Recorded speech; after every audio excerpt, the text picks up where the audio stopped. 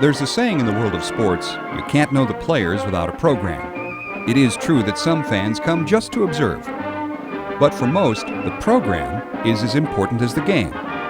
That's where they learn about individual players, team statistics, and behind-the-scenes information. When it comes to owning and managing forest land, there are a lot of similarities. Some owners prefer to be observers. Others want to learn about and know what to expect as their forest changes over time. To do that, landowners need to be familiar with some basic tools. Tools like topographic maps and aerial photos can tell you a lot about your forest property. You'll use them to get ready to do a stewardship inventory on your property.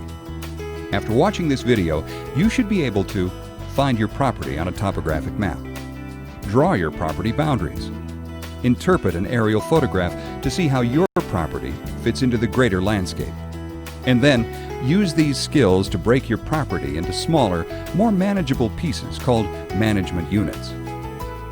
But before getting started with topo maps, we need to understand legal descriptions. So let's start there.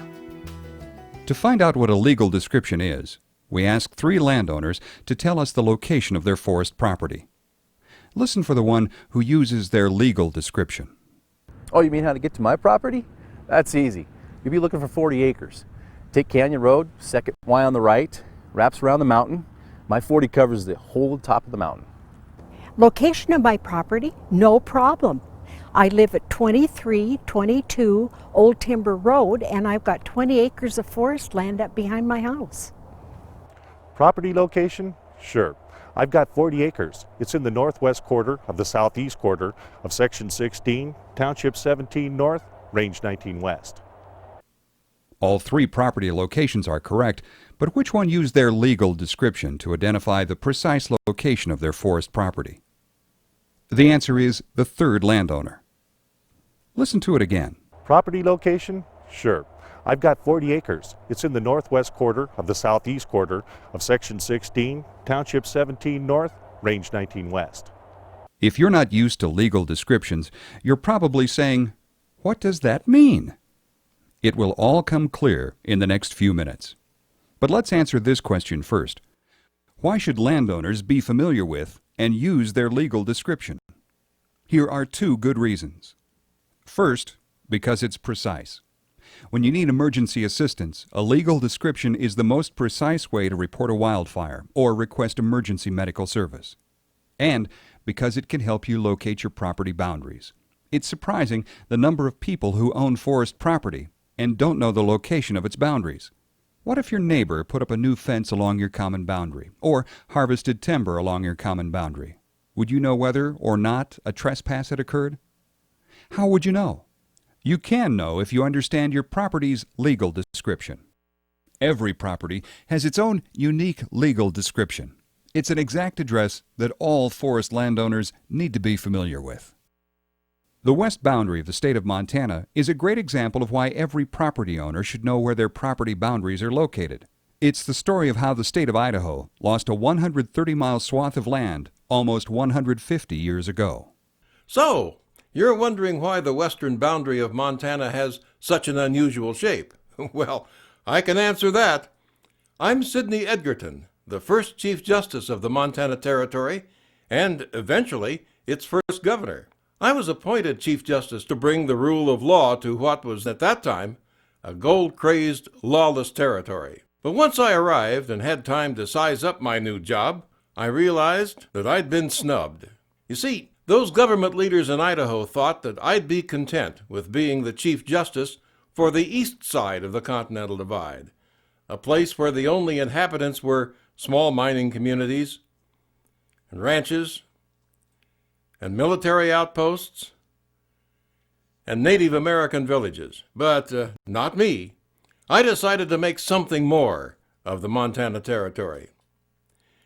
Well, the first thing I did was set up my office in Bannack, at the time a fast-growing gold mining town.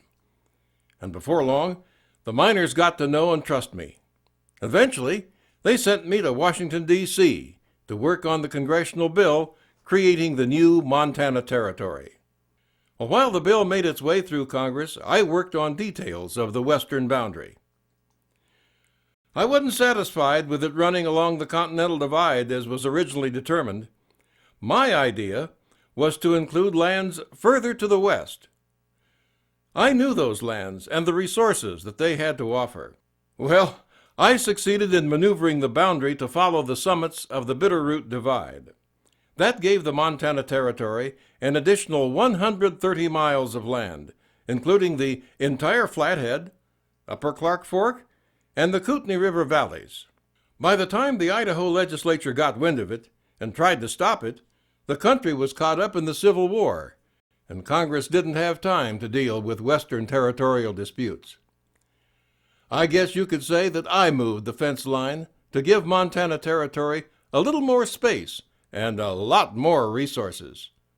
Well, like I always used to say, it pays to know your property boundaries. Next for the Montana Territory was setting up a land survey system. Once the boundaries were decided, Congress authorized use of the Public Land Survey System, PLSS. The key to setting up PLSS was the establishment of benchmarks, or reference points, to which all the surrounding properties are connected. The system defines all land parcels as rectangular in shape. So once a benchmark is established, it's as though an imaginary grid is laid over the land, defining every possible parcel, even though the corners of any particular parcel are not marked in the ground. In 1867, I, Solomon Meredith, was named Surveyor General by the new Montana Territorial Legislature. It was my job to set up the PLSS in the newly created Montana Land District. After the Revolutionary War, it made it possible for Congress to quickly survey newly acquired public lands and easily subdivide those lands to provide for a fast-growing and westward-moving population. My first task was to locate a benchmark for the new territory. After examining the land and finding the areas where mining camps and agriculture were in full production, I selected a prominent hill on Willow Creek, near the Three Forks of the Missouri River. To me, this point seemed to be central to the current and future activities in the territory. Once the benchmark was established, the PLSS grid defined every possible parcel in the Montana Territory. The benchmark also established the principal Montana Meridian, or north-south benchmark line. The Montana Meridian is intersected by east-west baselines. On either side of the Montana Meridian are guide meridians, spaced every 24 miles. Guide meridians are used to adjust for the curvature of the Earth. Each 24-mile by 24-mile block is subdivided into townships that measure 6 miles on a side. Townships are arranged in east-west rows that extend north and south of the baseline. A north-south column of townships extending east and west of the Montana Meridian is called a range. The first township north of the baseline is called Township 1 North, abbreviated T1N. Townships are subdivided into 36 sections, which are 1 square mile. Each section is 640 acres, and all subdivisions of a section refer to the half or quarter section where the parcel is located. Further subdivisions have similar references, so it's easy to place a rectangular parcel of almost any size in a section of a township. Because parcels are rectangular, with boundary lines always in cardinal directions, knowing the location also tells you something about the size of the parcel and the length of each of its boundaries. The location of the parcel is also its legal description in the property deed. Once Meredith set the Montana Territory benchmark, the work of laying the grid on the land began, and none too soon. Thousands of miners in search of gold and others, including ranchers, farmers, and small business people, were arriving. Under the Mining Act of 1866, miners could file for and make claims on property. But farmers and ranchers were considered squatters on these public lands until the Homestead Act of 1886. And that was the problem. For many years, people were calling property their own, but large areas of the territory weren't surveyed or claimed and were really public domain. Settlers needed to file a claim to property and have it officially surveyed in order to gain ownership. Survey crews struggled to keep up with requests. We worked hard establishing guide meridians and east-west baselines. As soon as they were installed, we surveyed township and range boundaries, then section corners. First, we worked the most populated and easy to survey valleys. Then came the more difficult parts, like surveying the Montana-Idaho border. I should know. I am Howard Carpenter. I led the 1904 to 1906 survey of the Bitterroot Range that established the state boundary. Yes, that's right. Almost 20 years after the 1886 Homestead Act and 40 years after the establishment of the Montana Territory, the boundary was finally finished. Because of the weather, we could only work from June to September. The terrain, forest vegetation, and other obstacles allowed us to survey only 1.5 to 2 miles per day, working 7 days a week. So now you know that your property's legal description ties back to the original benchmark near Three Forks, Montana. Let's do some reviewing and add a few more details. Townships are assigned a description based on their location. For example, this township is located 3 townships north of the baseline and 3 townships east of the principal Montana meridian. Its legal description is Township 3 North, Range 3 East. It's abbreviated as T3N R3E. Each side of a township is 6 miles long. Townships are divided into 36 sections. Section 1 is always located at the northeast corner of the township, with the remainder numbered in the same zigzag fashion, with Section 36 in the bottom right corner. Remember, each section is 1 mile square and contains 640 acres. However, in reality, some sections are a little larger or smaller because a rectangular grid is being laid on a round earth surface and survey corrections need to be made. Sections with survey corrections are usually located in the north and west sides of the township. If you own land in a section located in the north or west side of a township, you may find it's not completely square. This is Section 15 in Township 3 North, Range 3 East.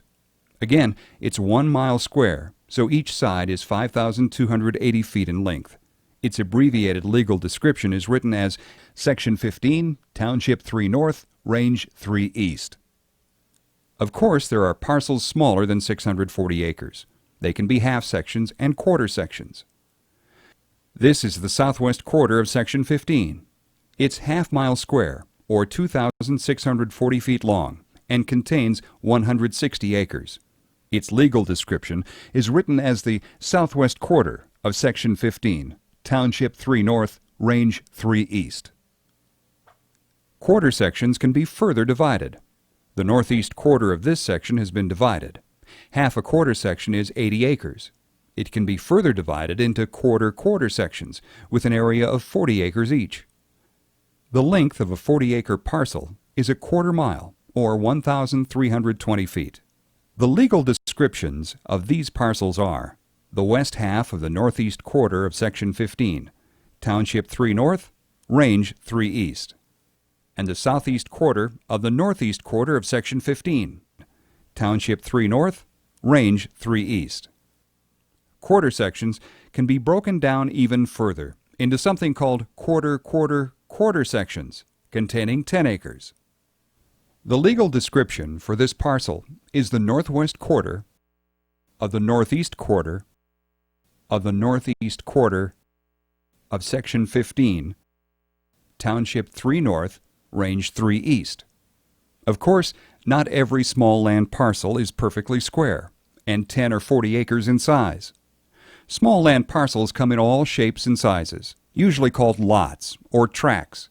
They are created when larger rectangular parcels are subdivided, or they may be old mining claims that existed prior to Montana setting up the PLSS. Lots with irregular shapes and sizes can still be referenced with a legal description. This is Lot 4, located in the southwest quarter of Section 15, Township 3 North, Range 3 East. A final comment before we move on to our next topic. The Public Land Survey System is used in 30 states, mostly west of the Allegheny Mountains. It's not used in states of the original 13 colonies, in northern New England, nor is it valid in West Virginia, Kentucky, Tennessee, or Texas. There, the meets and bounds system is used. It's based on landmarks and natural boundaries, such as ridge lines, rivers, and lakes, that are used to define property boundaries.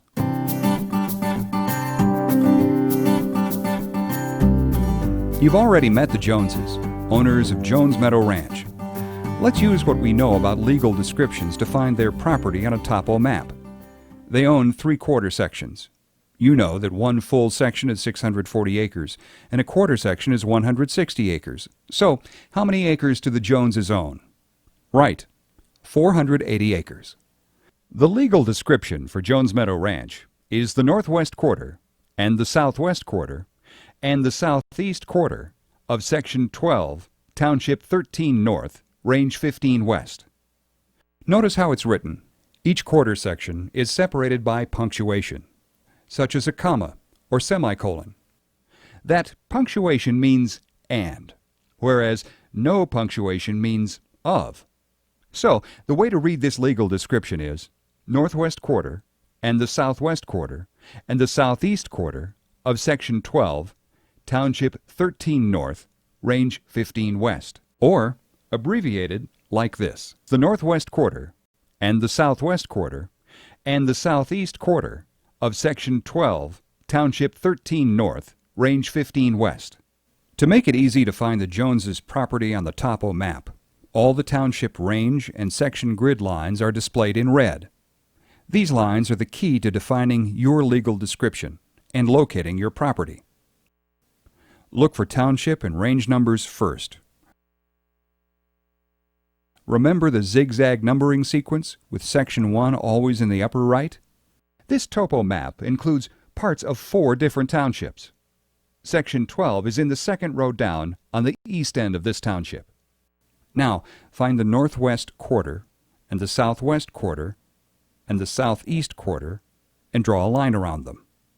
There, we've located Jones Meadow Ranch. Now, you should be able to find your property on a topo map.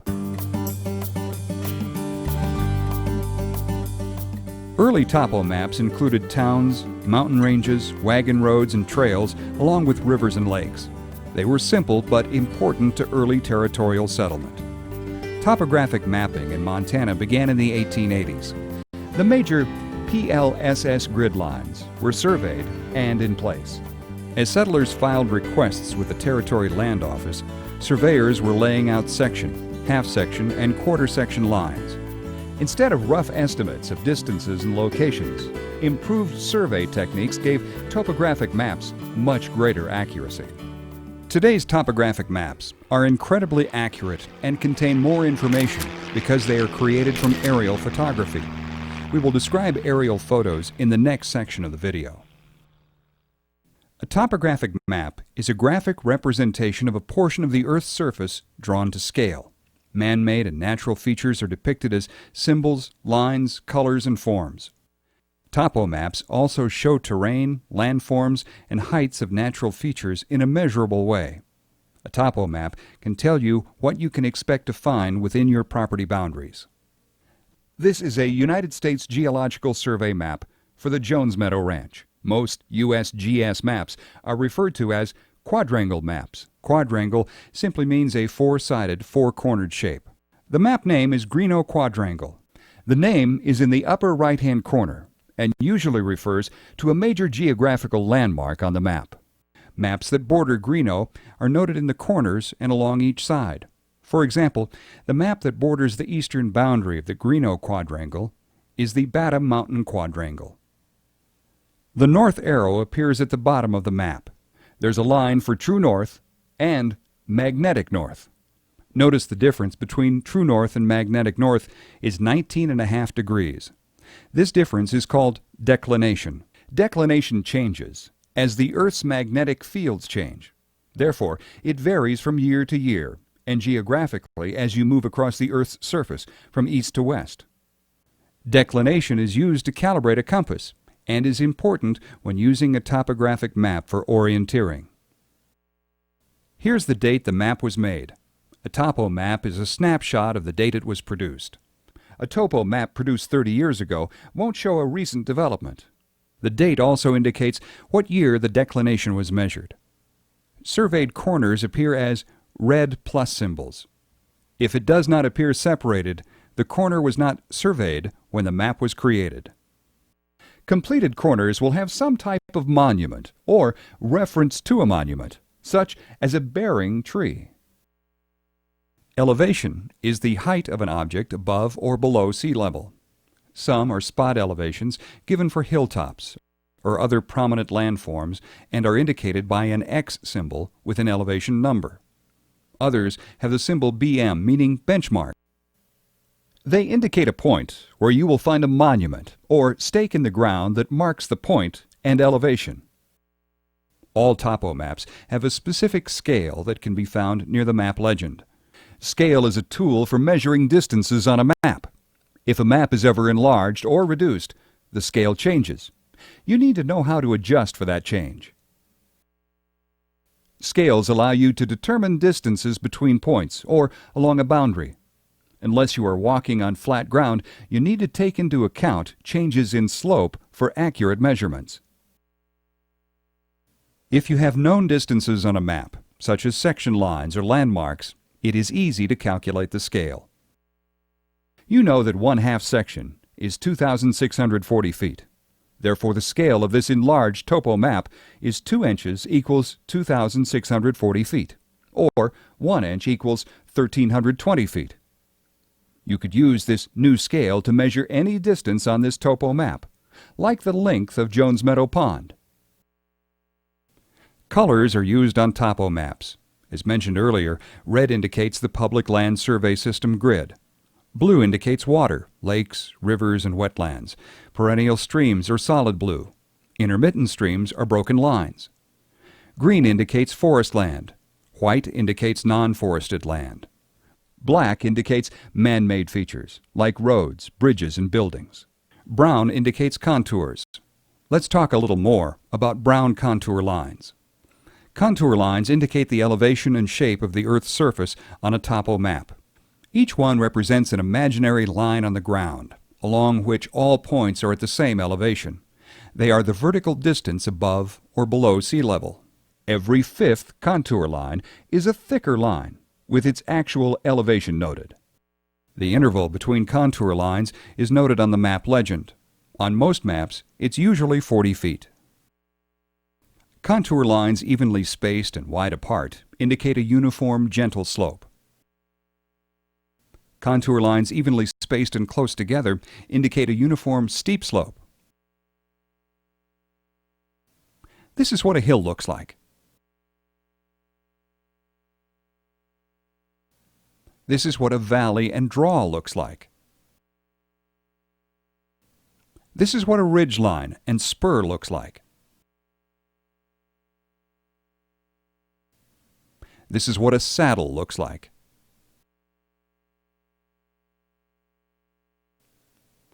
Let's check out the Jones Meadow Ranch topo map and see what the contours show us. You can tell the aspect of the slopes, direction the slopes face. This hill has a south aspect. As a result, it receives more sun than a north-facing slope. Trees grow more slowly on south aspects, and certain species are favored. Depending on the elevation, this might be a good spot for growing ponderosa pine. Remember that elevation plays a significant role in the types of forests growing in Montana. Forests change dramatically between low and high elevations. Let's take a closer look at this area of the map. Notice that the contours are set in even intervals, the lowest being 3,920 feet, up to 4,240 feet, with the highest elevation point at 4,245 feet above sea level. You can expect forest cover to vary as you move around this point on the map. The topographic map indicates a change in forest cover by color. The direction streams flow can be determined by looking at the contour lines. Every point at which a contour line crosses a stream, a V is created. The point of the V in a stream always points uphill, as if you were standing in the stream and the water was flowing past you.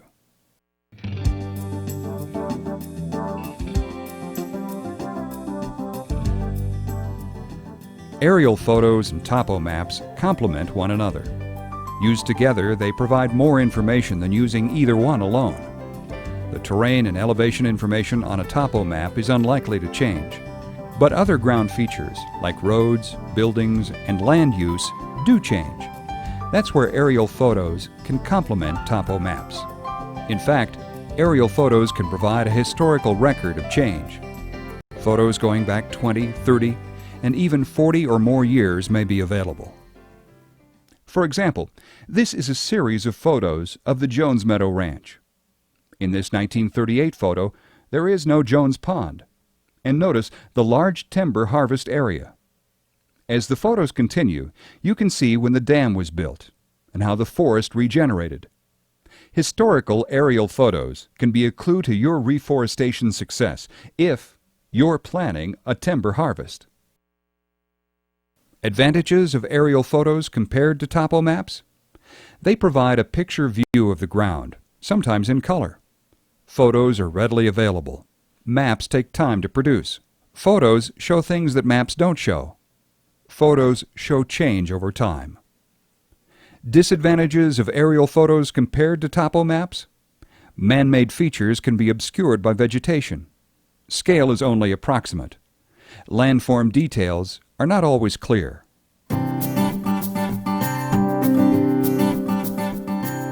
The father of aerial photography was Aimé Lassédat. In the 1850s, as a colonel in the French army, he spied on enemy troops with aerial cameras supported from captive balloons. 30 years later, in 1887, a German forester was the first to take photos of forests from the basket of a captive hot air balloon. He found he could identify different tree species and construct a map of changing tree species across the forest. In the 1930s, the more reliable and accurate airplane became the choice for aerial photography. The Department of Agriculture created early aerial views of our forests. Their collection provides historical coverage for over 90% of the United States. Today, both aircraft and Earth-orbiting satellites gather a variety of photos for many uses. If this is the first time you've seen your property in a vertical aerial photograph, it may be confusing. So let's introduce the basics. First, orient the photo.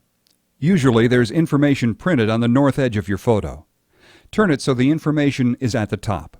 If your photo does not have any information, it's probably part of another photo. If so, find landmarks that give you an indication of north.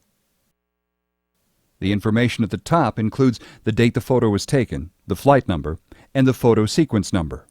If you ever have to order a replacement, you will need that important information. Next are clues you'll find helpful in recognizing objects in aerial photos. We'll explain each of them. Shape, pattern, tone, texture, shadow, associations. First, shape. Roads are a good example of using shape to distinguish objects. Major highways can be recognized by their smooth, gradual curves. In contrast, rural roads appear both narrower and have sharper curves. Forest roads are even windier because they cross steep or hilly topography, and they're often partially obscured by trees. Railroads have even more gradual curves than major highways. Then there are the easily identified long, straight segments of power lines. Patterns are another way to recognize objects. There are man-made patterns of farming practices, like circles or rectangles, or clear cuts that consist of a variety of shapes. Then there are natural patterns caused by erosion or geology. For example, areas with shallow soils that do not support tree cover.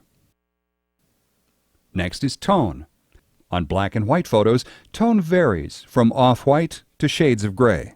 Due to sun reflections and camera positions, some objects like lakes or ponds show up white, while others are black in the same photo.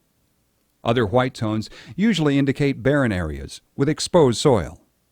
Texture, ranging from fine to coarse, is another useful clue, especially for vegetation.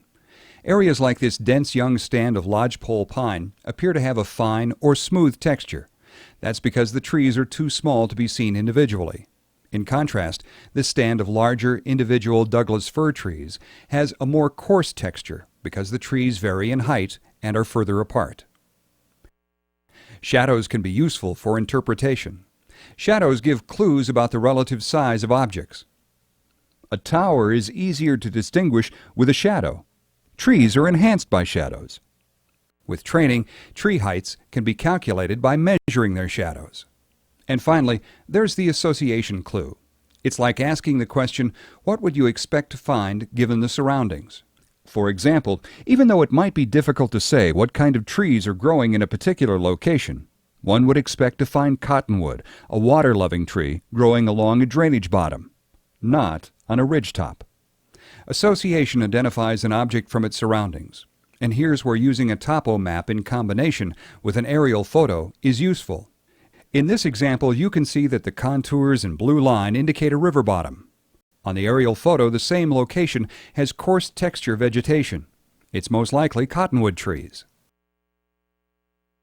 More about the limitations of aerial photos. In contrast to topo maps, scale is not accurate on aerial photos. For example, you can draw your property boundaries on an aerial photo, but don't depend on them being to scale like they were when you drew them on your topo map. Why? Because of the problem of aircraft tip and tilt. The further an object is from the center of the photo, the worse it gets. The edge of this clear cut shown near the center of this photo is straight. The same clear-cut edge shown on the edge of another photo is not straight. Just remember, measurements on an aerial photograph are close estimates at best. Then there's camera lens distortion. The center of a photo is clear, but for objects further from the center, clarity becomes a problem. Image clarity near the edges can be as little as 10% of the center of the photograph. If your property is located at the edge of a photo, check out adjacent photos taken on the same flight. Aerial photos have enough overlap between consecutive photo numbers that if an object is out of focus on one photo, it might be clear on the previous or subsequent one. Now, let's look at the Jones property and see what we can recognize. Which way is north? What's this irregular-shaped black object? No need to guess. Just check the topo map. Right, it's a water body on an intermittent stream. Can you tell if it's man-made? The white area at this end of the water body forms a very straight edge, probably a dam. This white around the dam indicates bare soil or little vegetation, the result of dam construction. What does this pattern indicate? Again, check the topo map.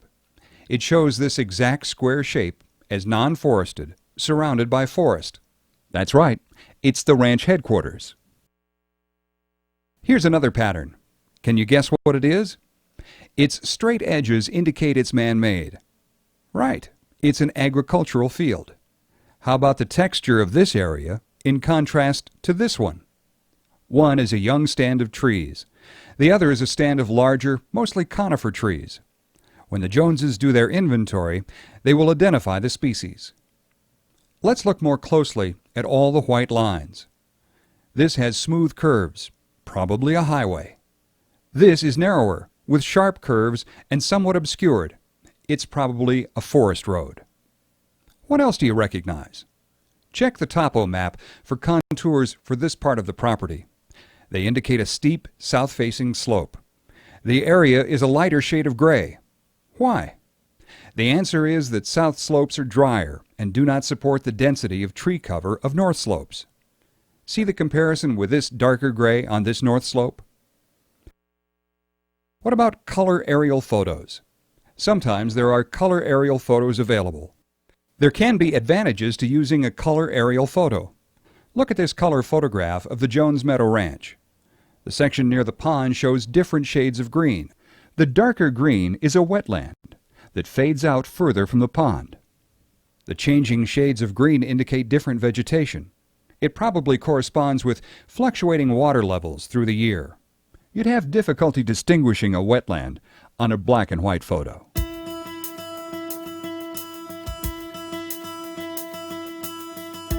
In this part of the video, you will use your property goals together with your topo map and aerial photo, and what you already know about your property to break it down into something we call management units. But what are management units? Management units are like the rooms of a home. The homeowner decides the use for each room and furnishes it accordingly. Kitchens and bathrooms have components that make their uses obvious. There are places on your forest land with components that make their use obvious too. As you decide on your management units, keep in mind the physical and biological limitations you learned about in the Getting Started video. They may help you decide how your property can be divided and used. Its use may change in the future, but for now, this is how you choose to use it. What is it about one management unit that separates it from another? There's no precise answer to this question. However, a management unit should have several things in common. Similar types of vegetation. If there's an area with large, old trees, it's logical to separate it from an area with mostly young trees. You can also separate areas with open trees from areas with dense trees. Remember, aerial photo texture is a clue to similar vegetation. Tree shadow length is another clue to their size and age. And maybe you've recognized vegetation differences when walking around on your property. Similar types of terrain and aspect. A topo map can help you distinguish steep from gentle terrain and north-facing versus south-facing slopes. You also know that forests change as aspect changes. Transfer that knowledge to your aerial photos as you consider management units. Are there areas with obvious constraints?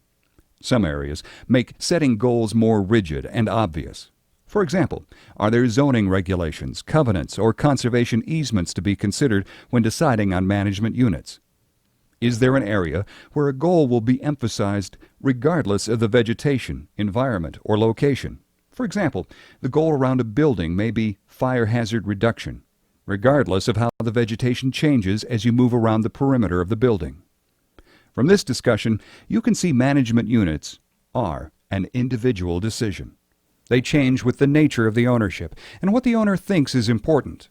The objective is to decide how to divide the property into smaller, manageable pieces with definable characteristics. With that much information about management units, let's use Jones Meadow Ranch as an example of how you will delineate management units on your property. First, let's draw the boundaries of Jones Meadow Ranch. We know they won't be as accurate as the property boundaries drawn on the topo map, but they are helpful. Now, let's see how the Joneses use their goals to delineate management units. It's a south aspect. The forest is open with clearings, and probably drier because it has less vegetation. Slopes are mostly moderate. The Jones know the area is used by elk during the winter. Most of their livestock grazing occurs here during the summer, and road access is fair. One of the Joneses' goals was better seasonal cattle grazing and improved distribution of their animals. They also wanted to have wildlife, especially deer and elk. So they designated this as Management Unit 1. They intend to manage this area with these goals in mind. Notice that Management Unit 1 is made up of 3 similar but physically separate pieces. The Jones decided that each piece has potential to meet similar goals and don't consider the separation a barrier. This part of their property has poor road access, moderate slopes, and a northern aspect. Rough texture indicates trees of different sizes. The Jones decided this area can meet at least one of their goals, habitat for a variety of wildlife. The presence of large trees can meet another goal, to provide periodic income from timber harvests.